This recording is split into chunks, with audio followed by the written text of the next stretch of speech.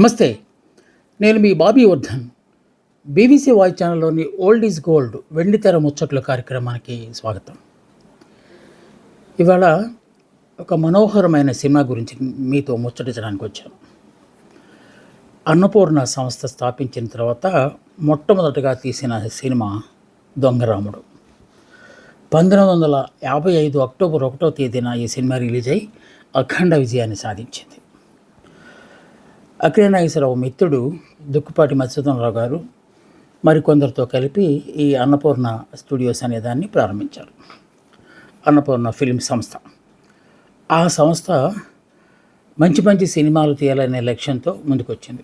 దుక్కుపాటి మధుసూదనరావు గారు ఊరిలో ఉంటే ఇంకేంటి సినిమాలు పిచ్చి, ఏమీ చేయకుండా ఖాళీగా ఉన్నారు అని రకరకాల మాటలు అంటూ ఉంటే ఆయన చాలా మనస్తాపం చెందారట.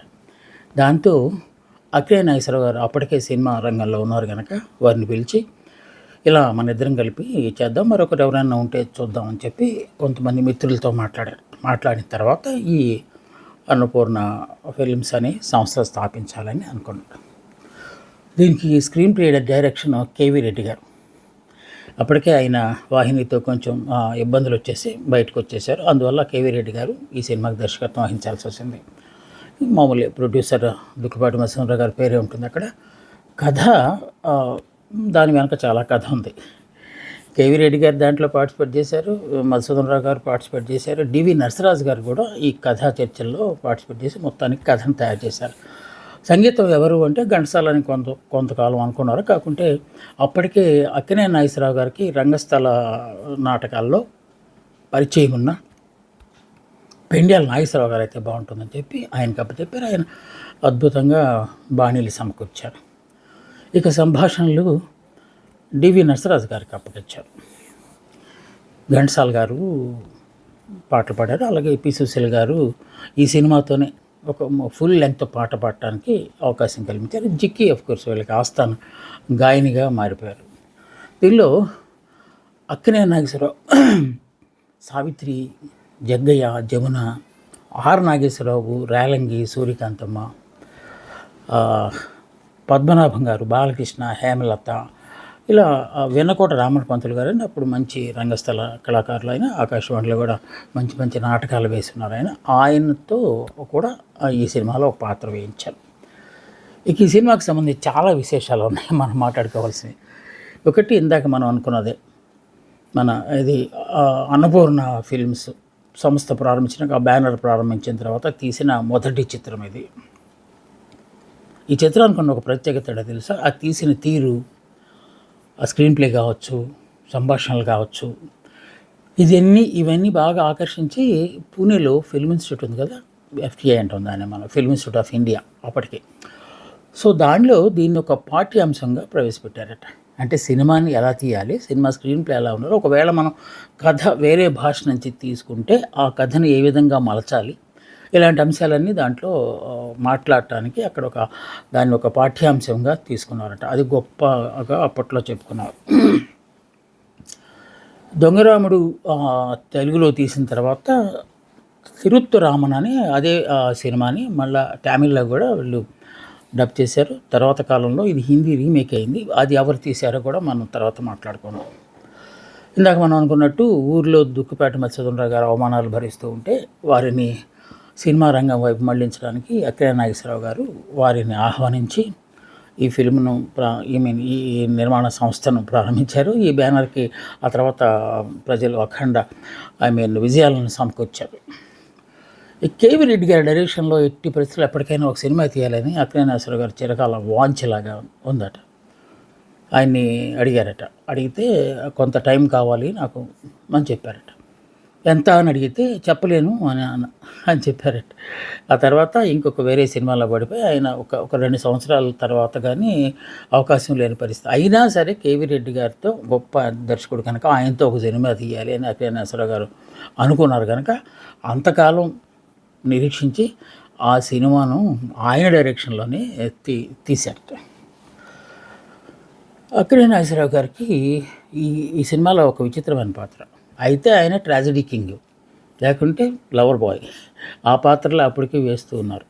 ఇలా రొటీన్గా ఎంతకాలం ఏదో ఒక చేంజ్ ఉండాలి అని చెప్పి ఈ ఈ సినిమాను అక్కినేని నాగేశ్వరరావు గారితో తీయాలనుకున్నారు. ఏంటి ఆ కథ అంటే, గతంలో హీరో, హీరోయిన్ జాలీగా తిరగటం, పాటలు ఇదే కదా. ఇది కాకుండా కొంచెం విషాద ఛాయలు సినిమాను చూపెడితే అన్నా చెల్లెళ్ళ సెంటిమెంట్ అని ఒక దాన్ని కనుక తీస్తే బాగుంటుంది. చూద్దాం అక్కినేని నాగేశ్వరరావు గారు ఎలా ఈ సినిమాలో రాణిస్తారు అంటే. అందుకే చాలా సినిమాల్లో అక్కినేని నాగేశ్వరరావు గారికి హీరోయిన్గా నటించిన జమున గారు దీంట్లో ఆయన సోదరిగా నటించారు, చెల్లెలుగా నటించారు.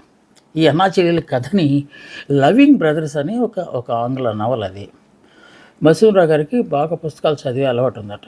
ఆయన ఒకసారి ఈ మౌంట్ రోడ్లో ఎక్కడో మద్రాసులో హిగిన్ బాదమ్స్ కదా, మన రైల్వే స్టేషన్స్లో కూడా అప్పుడప్పుడు చూస్తాం, చాలా ఇంటర్నేషనల్ పాపులర్ సెంటర్ అది బుక్ సెంటర్.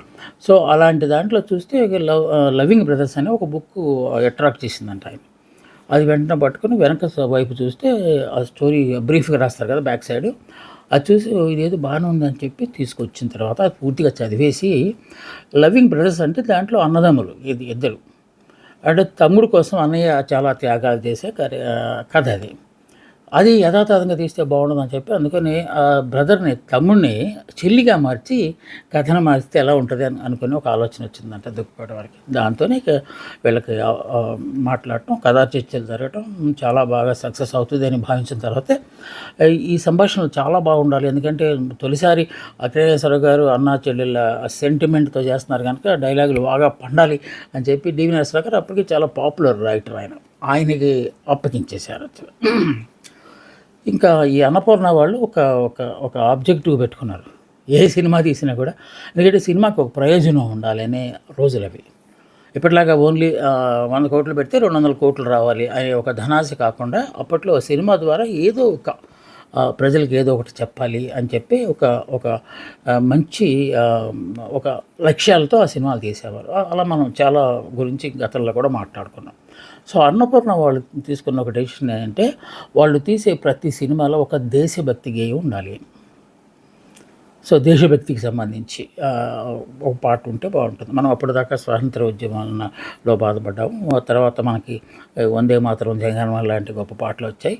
సో వాటికి అనుగుణంగా ఒకటి ఏదైనా పాట పెట్టాలి. ఈ సినిమాలో భలే బాపు మన బాపూజీ అని చెప్పి ఒక పాట దీంట్లో వస్తుంది. భలే తాత మన బాపూజీ అనే పాట ఒకటి వస్తుంది. అంటే బాపూజీకి, గాంధీజీకి సంబంధించిన పాట దీంట్లో ఒక దేశభక్తి గీతంగా వస్తుందన్నమాట. ఈ సినిమాలో ఆర్ నాగేశ్వరరావు, ఇందాక మనం అనుకున్నాం విలన్ క్యారెక్టర్. అప్పట్లో ఆర్ నాగేశ్వరరావు అంటే చాలా పెద్ద విలన్. ఆ విలన్ క్యారెక్టర్ వేసిన ఆర్ నాగేశ్వరరావు గారికి దీంట్లో ఒక ఊత పదం ఉంటుంది. అంటే అప్పట్లో సినిమాల్లో ఇప్పుడు మన ఎస్వి రంగారావు గారు కూడా చాలా సినిమాల్లో పోబే, గూట్లే లాంటి ఊత పదాలు ఉంటాయి.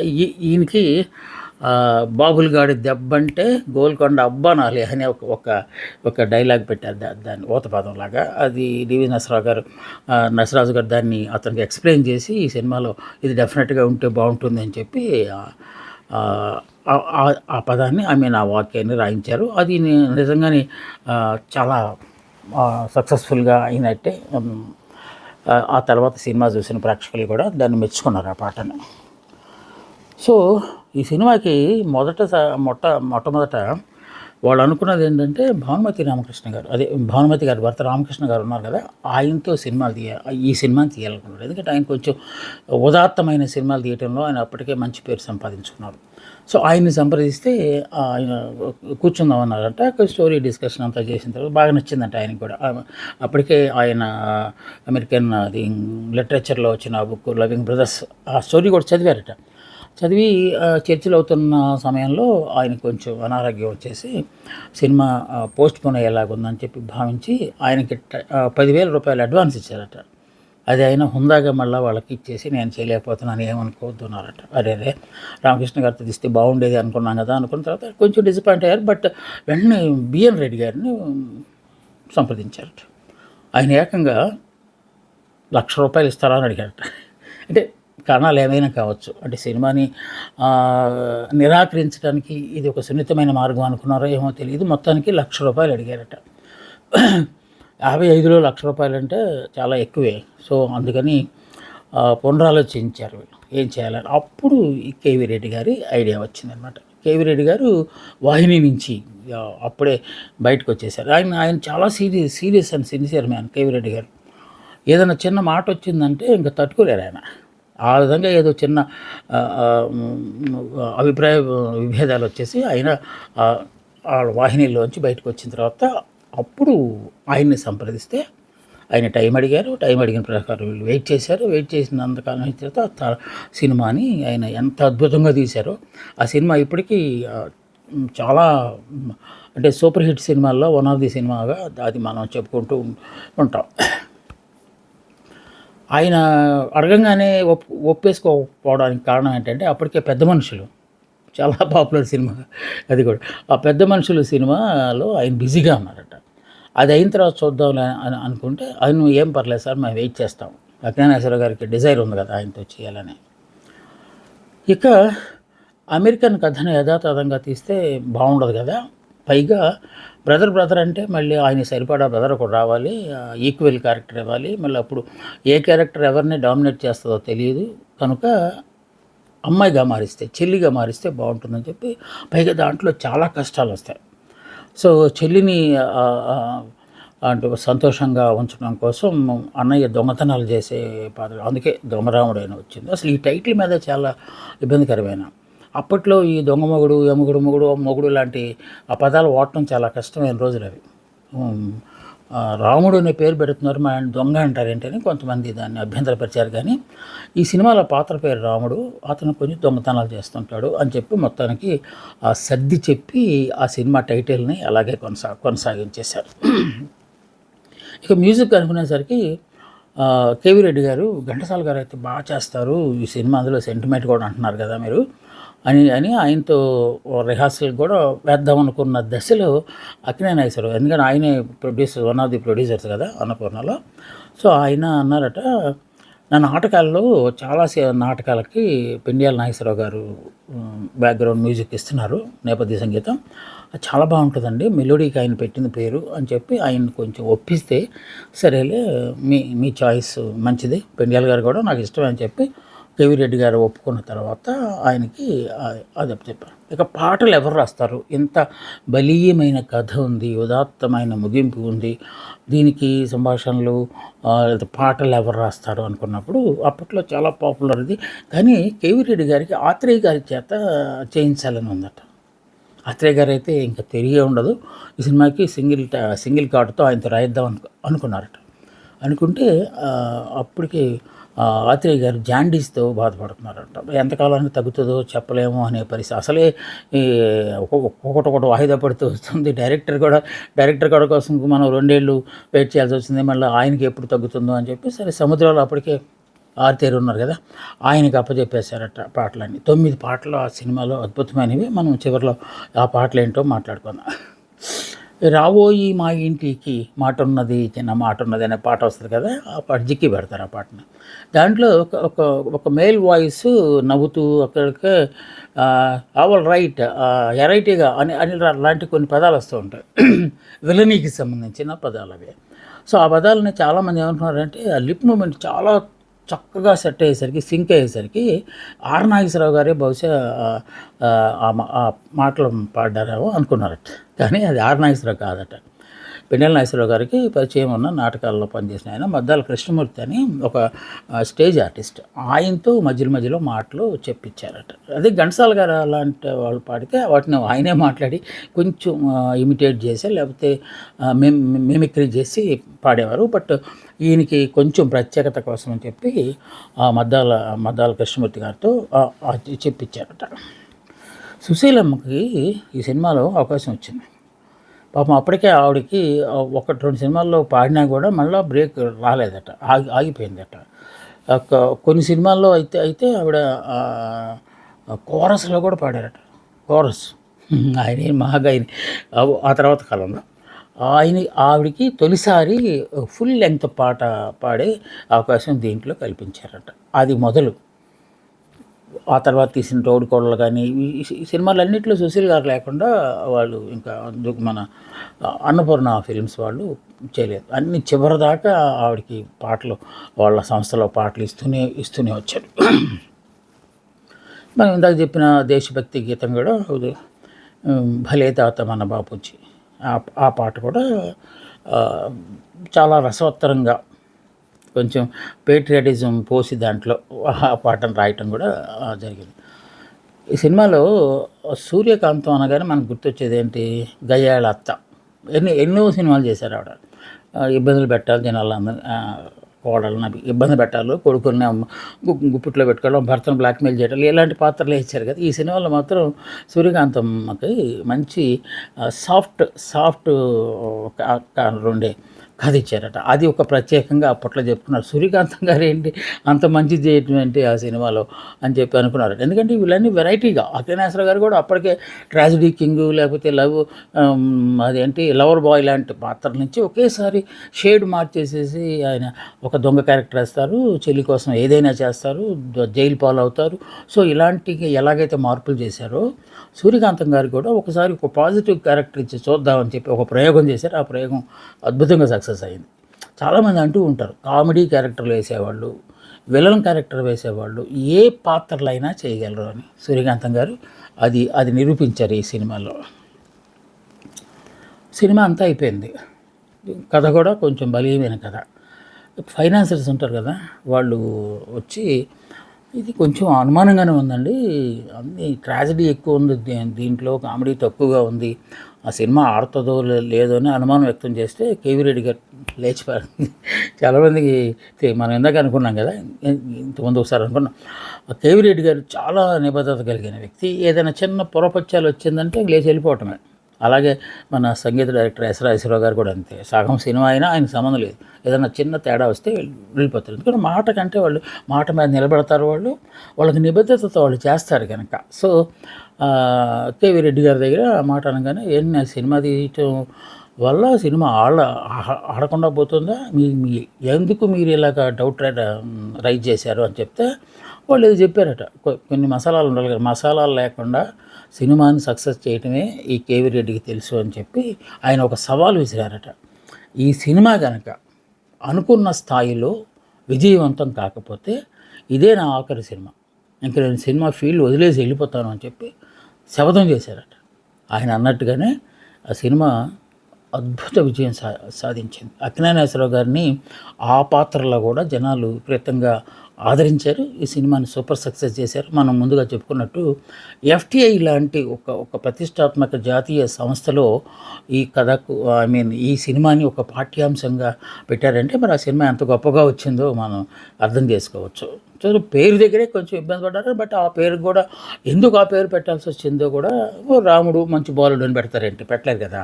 సో దొంగ రాముడు అని పెట్టడం కూడా చాలా సమంజసంగానే అనిపించి ఆ సినిమా ఆయన చేసిన సవాల్ ఏదైతే ఉందో దాని ప్రకారమే ఆ సినిమా కూడా సూపర్ సక్సెస్ అయింది.